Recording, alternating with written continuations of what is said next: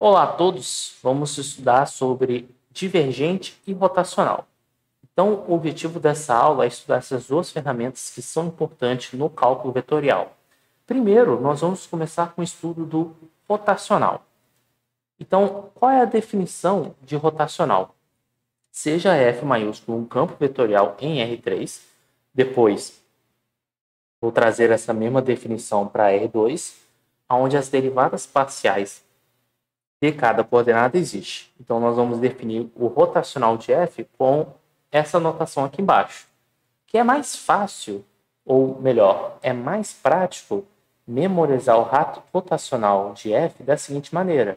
Pensa como se fosse um produto vetorial entre esse operador com f. Como assim? Só para facilitar aqui a didática. É só imaginar aqui o IJK. Aqui você pensa em derivada em relação a x, derivada em relação a y, derivada em relação a z, e aqui você coloca as coordenadas de f, p, q e r. E aí você calcula o produto vetorial normalmente. Lembrando, na primeira coordenada você faz esse com esse, ou seja, vamos fazer devagar aqui. Então seria na primeira coordenada derivada em relação a y de r, essa interpretação que a gente está dando, menos derivada de Q em relação a Z. Na segunda componente, você troca o sinal. Então, vamos começar primeiro pela outra diagonal. Derivada de P em relação a Z, menos derivada de R em relação a X.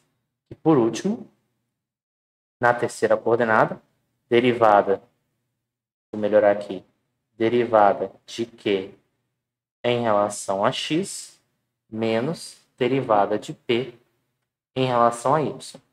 Uma observação. Se porventura nós estamos no R2, então não vai ter a terceira componente. Então é só você anular a terceira componente e observe que o rotacional no R2 convencione-se o seguinte. Se não existe nem a derivada em relação a z, nem o r, a primeira coordenada fica igual a zero, a segunda coordenada fica igual a zero e só resta a terceira coordenada. Então, a gente absorve, vamos dizer assim, o conceito de rotação, de rotacional no R2 associado a esse símbolo. Porque, na prática, o que a gente pensa? Que o rotacional em R2, você enxerga anulando a terceira coordenada do seu campo. Aí, naturalmente, o rotacional vai ser um vetor que está na mesma direção do eixo Z, e esse número aqui vai dar um significado físico. Só que antes de comentar sobre esse significado físico, vamos trabalhar com um exemplo numérico. Então, vamos trabalhar com este exemplo aqui, onde nós temos f, esse campo vetorial, e vamos calcular o hot de f. Então, o hot de f, ou seja, o rotacional de f, vai ser o quê? A gente coloca o i, a gente coloca o j, a gente coloca o k, del x, ou seja, derivada parcial em relação a x, derivada parcial em relação a y, derivada parcial em relação a z. Na primeira coordenada, a gente coloca x, z. Na segunda coordenada, x, y, z. E na terceira coordenada, menos y quadrado. Então, nós vamos calcular esse produto vetorial. Então, isso aqui vai ficar o quê? Na primeira coordenada, vai ficar a derivada em relação a y de menos y quadrado, que no caso vai dar menos 2y, menos agora essa derivada aqui, que aí nesse caso vai dar derivada de xyz em relação a z, vai dar só xy. Na segunda coordenada, aqui vai dar zero, aqui vai dar derivada em relação a z, vai dar x. Então, nesse caso, como aqui inverte o sinal, aqui vai ficar mais x. Seria menos x, mas na segunda componente inverte o sinal, então mais x. E aqui na terceira componente, na terceira coordenada, aqui vai dar yz menos zero. Então, o nosso resultado final, o nosso hot de f, vai dar este resultado aí. Hot de f vai ser igual menos 2y menos xy, x e yz. Agora, qual é a interpretação prática de um rotacional? Vamos pensar nessa aplicação prática Olhando no GeoGebra, no caso especificamente do R2. No GeoGebra, nós temos o seguinte. Observe que eu vou mudar o campo vetorial, por exemplo, para esse campo vetorial. Ou melhor, para este aqui. Fica melhor. Note que aqui nós estamos... O negocinho está girando, né?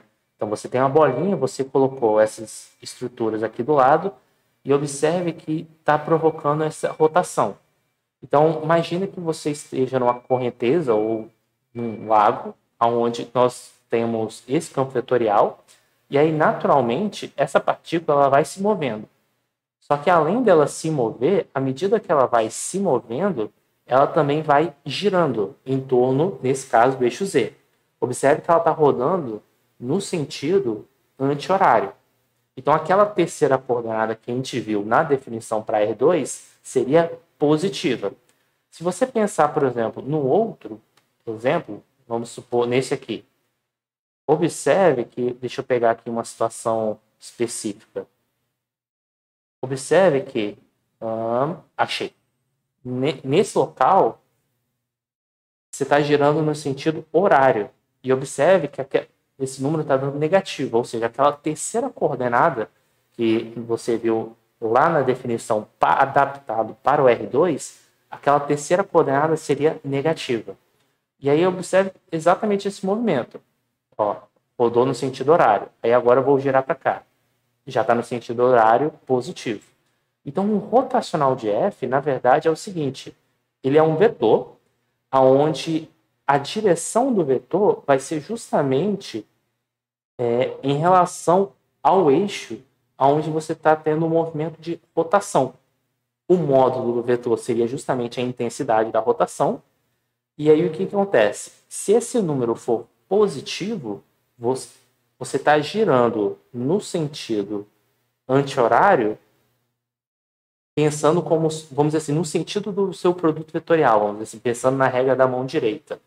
Então, pensando aqui no R2, pela regra da mão direita, nós teríamos aqui o vetor 001.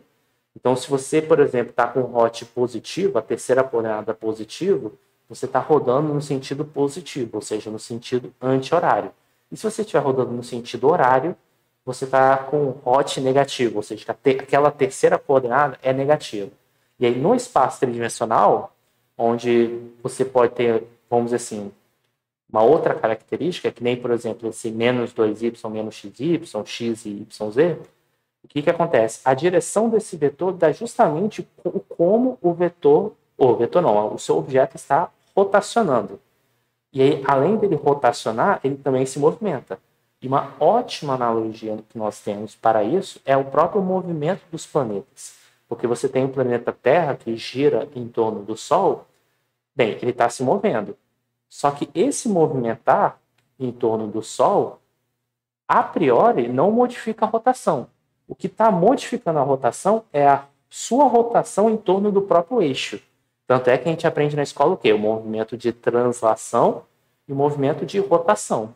O hot está pegando somente a rotação do planeta em torno do seu próprio eixo. É isso que o hot captura. Então, muito cuidado na hora de confundir, por exemplo, essa questão. Não é porque o ponto está se movimentando que você vai ter um rotacional. Ele pode se movimentar sem girar. Agora, se ele se movimenta e se ele gira em torno de algum eixo, esse movimento é capturado pelo rotacional. Bem, seguindo em frente na nossa teoria, nós temos um resultado que ele é interessante, que é esse aí. Se f é uma função de 3 variáveis e se possui as derivadas segunda ordem contínuas, então o rotacional do gradiente de f é igual ao vetor nulo.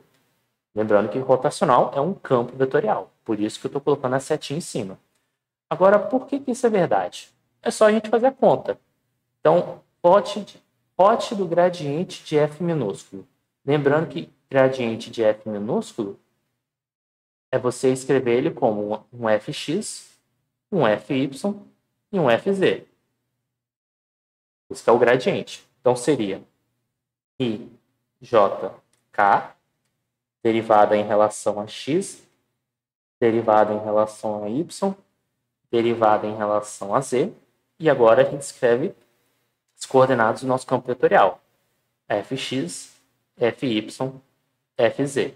Na hora que a gente calcula esse produto vetorial, observe que na primeira coordenada vai ficar derivada de fz em relação a y, então vai ficar fzy, que vai ficar a derivada desse cara em relação a y, menos fyz, ou seja, a derivada desse camarada em relação a z.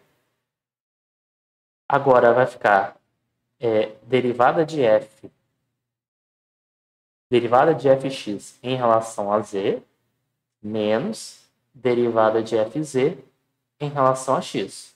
E por último, na terceira coordenada, vai ficar fyx menos fxy. E aí observe que, como as derivadas de segunda ordem elas são contínuas, então vale o teorema de Clairaut. E o que diz o teorema de Clairaut? Que você pode trocar as ordens, ou seja, o fzy é igual a fyz. Então isso dá zero. Mesma coisa vale para cá. Então dá zero, dá zero. Logo, o rotacional de f, ou seja, perdão, o rotacional do gradiente de f minúsculo é igual a zero, ou seja, igual ao vetor nulo. Um corolário que a gente acaba de ter é que rotacional de um campo conservativo é sempre nulo. Porque se é campo conservativo, ele é descrito como gradiente de alguma função. E o divergente? Como é que a gente define o divergente? Se pegarmos aquele paralelo de associar na memorização do rotacional o operador produto vetorial, aqui a gente vai pensar o divergente como se fosse o produto escalar.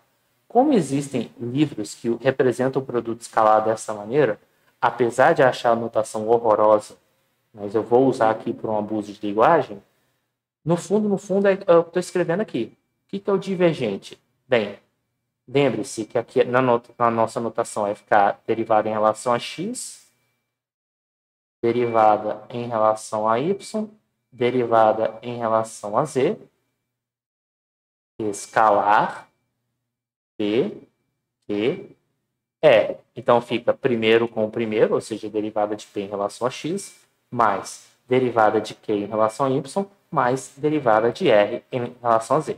Então, o divergente, a primeira diferença que ele possui com relação ao rotacional é que o resultado do divergente de um campo vetorial é um número real.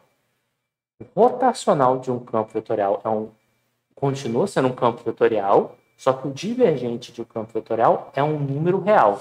Então, um é um campo de vetores, outro, o divergente, nesse caso, é um número real.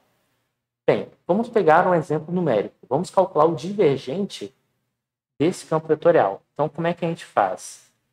Para calcular o divergente de f, a gente pega a primeira coordenada, deriva em relação a x, então nesse caso vai dar só z, mais a segunda coordenada deriva em relação a y, nesse caso vai dar xz, mais deriva essa coordenada em relação a z, que no caso dá zero.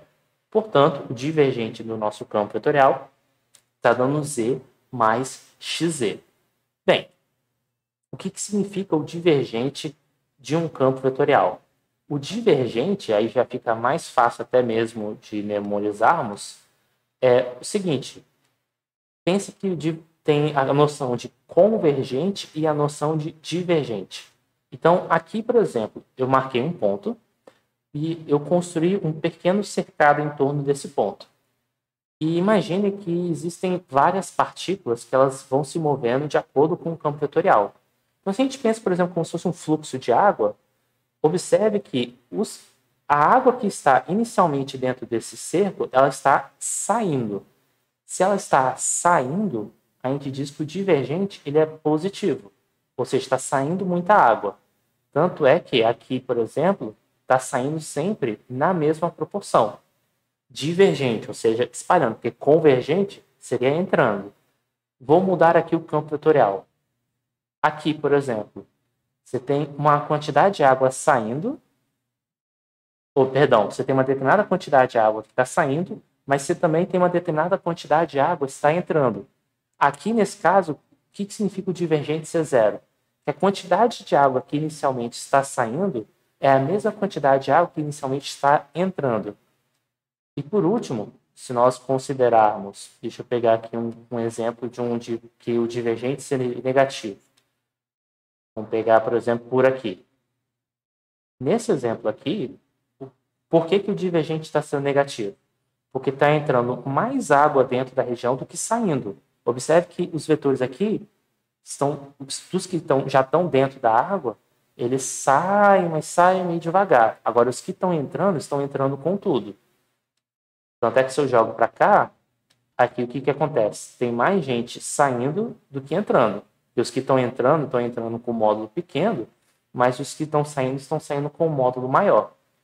Então, a ideia é essa, do divergente. Divergente positivo tem mais água saindo do que entrando em uma região próxima. Se divergente é negativo, tem mais informação acumulando, ou seja, mais água entrando do que saindo. E se divergente for igual a zero, a quantidade de água que entra é a mesma quantidade de água que sai. Essa metáfora, essa analogia com dinâmica de fluidos, ela é bem útil para interpretar divergente. Bem, um resultado que é interessante é observar que o divergente do rotacional ele é igual a zero. Por que isso é um fato? Vamos fazer isso. Vamos justificar esse fato. Então, o hot de F,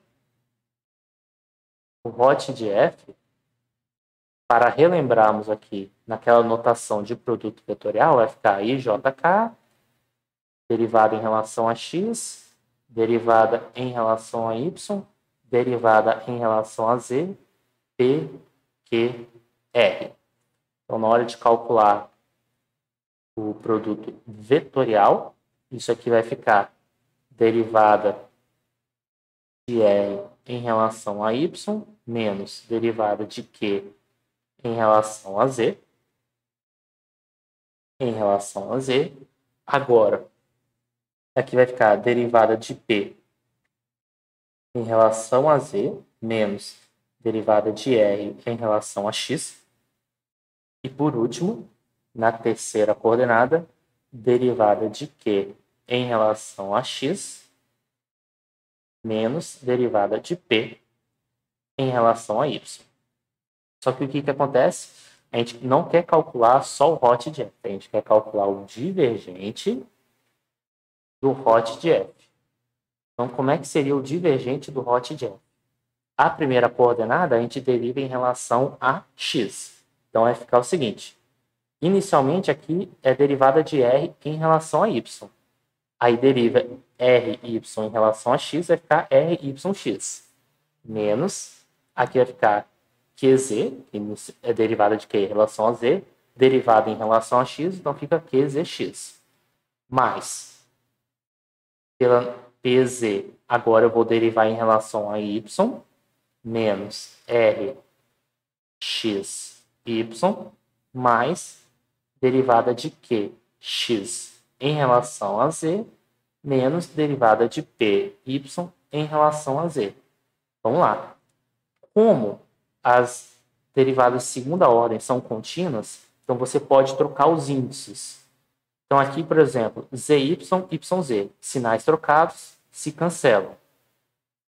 yx, ryx, rxy, cancela. Zx, xz, se cancela. Então, o divergente, ele dá zero. Então, o divergente de um rotacional é sempre igual a zero. O próximo passo é pegar todos esses conhecimentos que nós estudamos anteriormente, de rotacional e divergente, e fazermos aplicações. A primeira das aplicações na qual nós vamos estudar é o Teorema de Green. Então, espero que essa videoaula tenha ficado claro. Qualquer dúvida, eu estou à disposição. Peço que curtam, que deem feedbacks. E até a próxima videoaula.